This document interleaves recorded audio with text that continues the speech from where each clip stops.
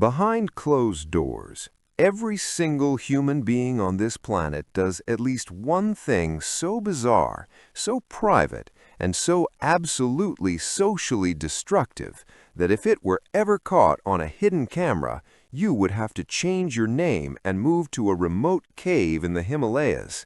We are all weirdos. We're just really good at hiding it. Today, we're stripping away the filters and exposing the truth.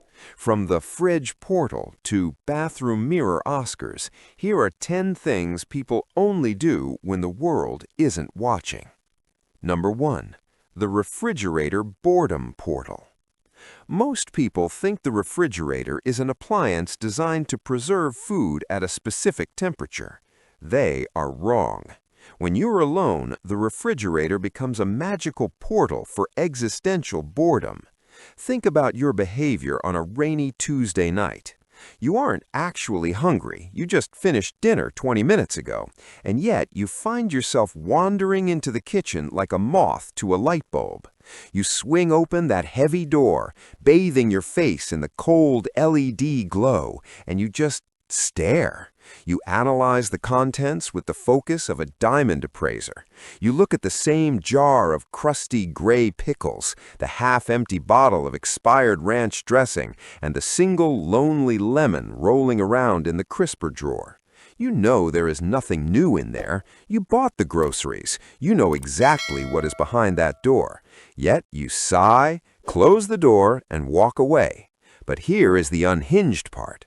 You return exactly 4 minutes later. You open it again with renewed hope, as if a 5-course rotisserie chicken dinner or a gourmet chocolate cake has somehow materialized out of thin air while you were in the living room. It's not a quest for calories, it's a desperate search for entertainment, and the fridge is losing the battle every single time. Number 2. The pet legal confessionals. Be honest with yourself. Your pet knows too much.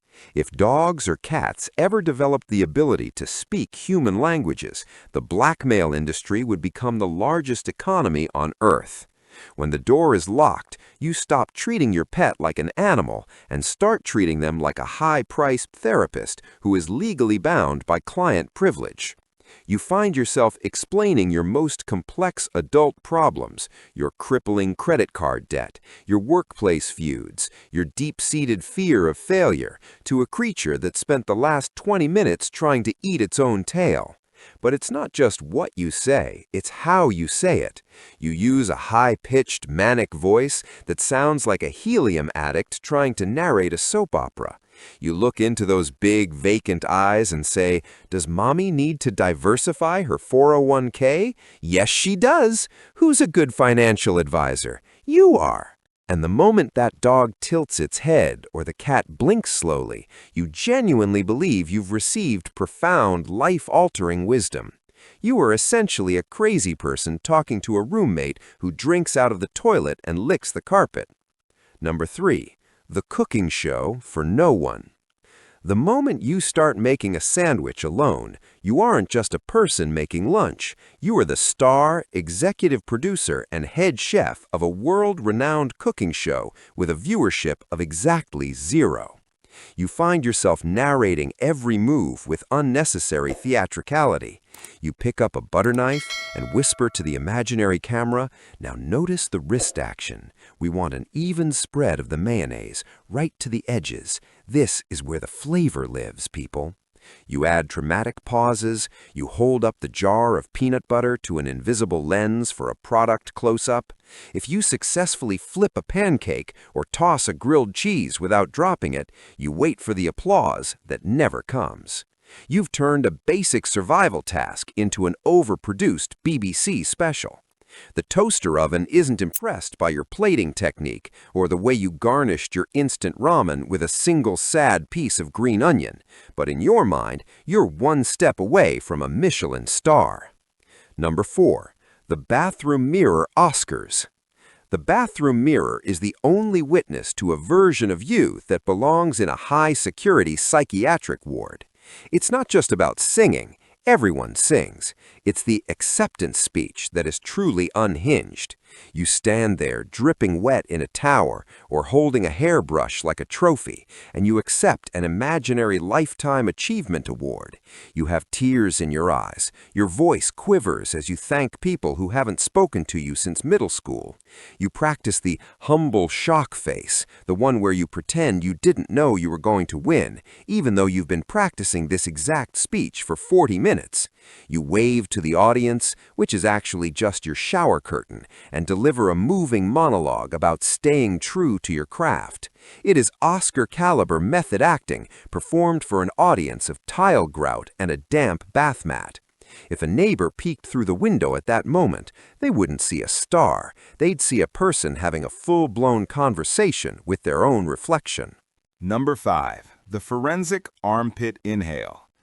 We like to think we're civilized, hygienic beings, but the laundry pile reveals the truth. We are just raccoons in human clothing. When you're running late and you haven't done a load of laundry in 9 days, you develop a very specific, very gross form of forensic science. You dig a crumpled t-shirt out of the maybe pile on the chair, the one that exists in the purgatory between clean and dirty. You don't just look at it, you perform the deep inhale. You bury your nose directly into the armpit of the fabric and take a soul-searching breath, praying for the absence of a scent. It is a dangerous game of biological Russian roulette. If the shirt doesn't immediately trigger a migraine or smell like a locker room at a middle school football camp, you decide it's fresh enough for a trip to the grocery store. You are making life-altering hygiene decisions based on a sniff test that would make a health inspector faint. Number 6. The naked Gollum sprint.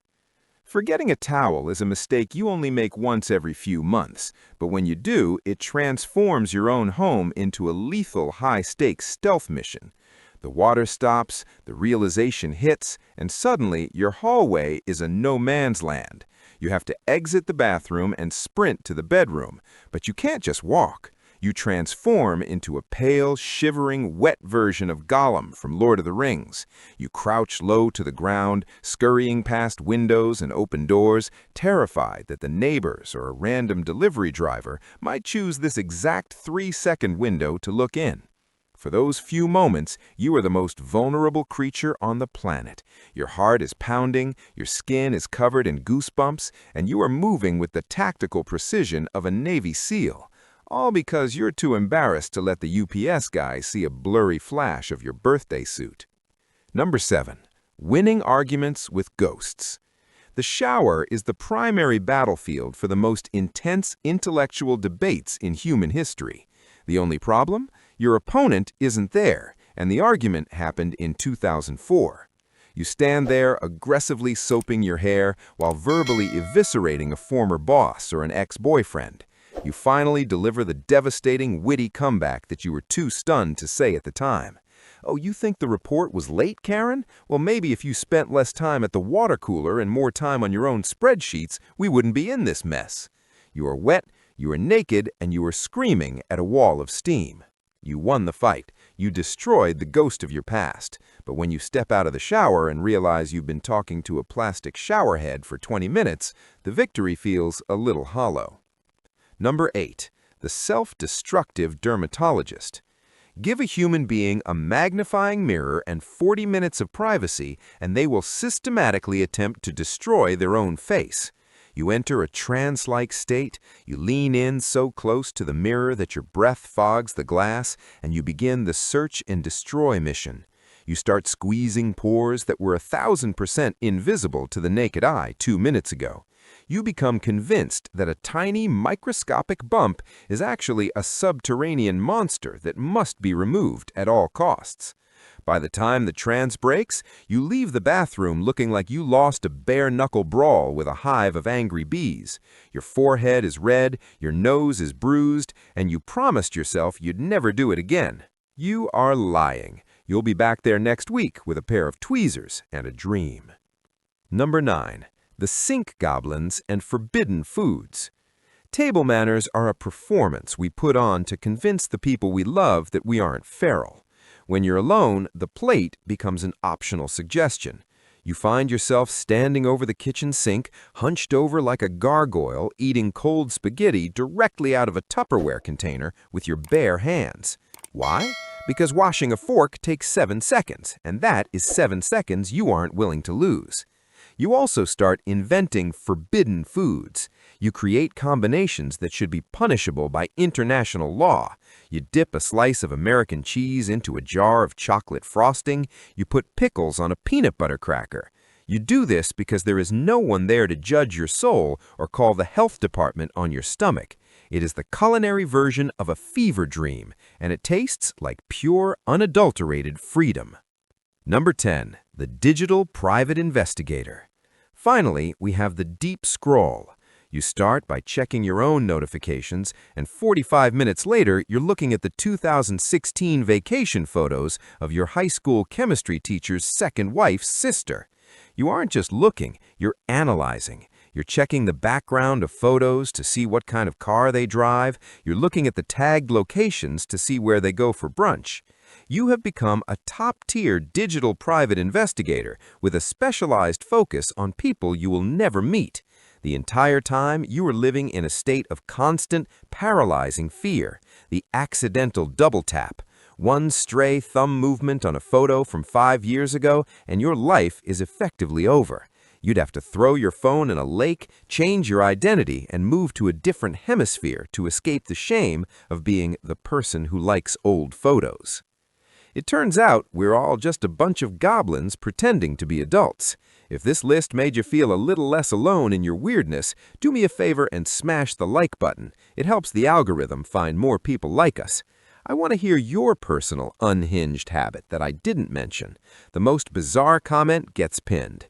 Make sure you're subscribed so you can join the rest of us here in the judgment-free zone. Thanks for watching, and try not to argue with any more ghosts in the shower today.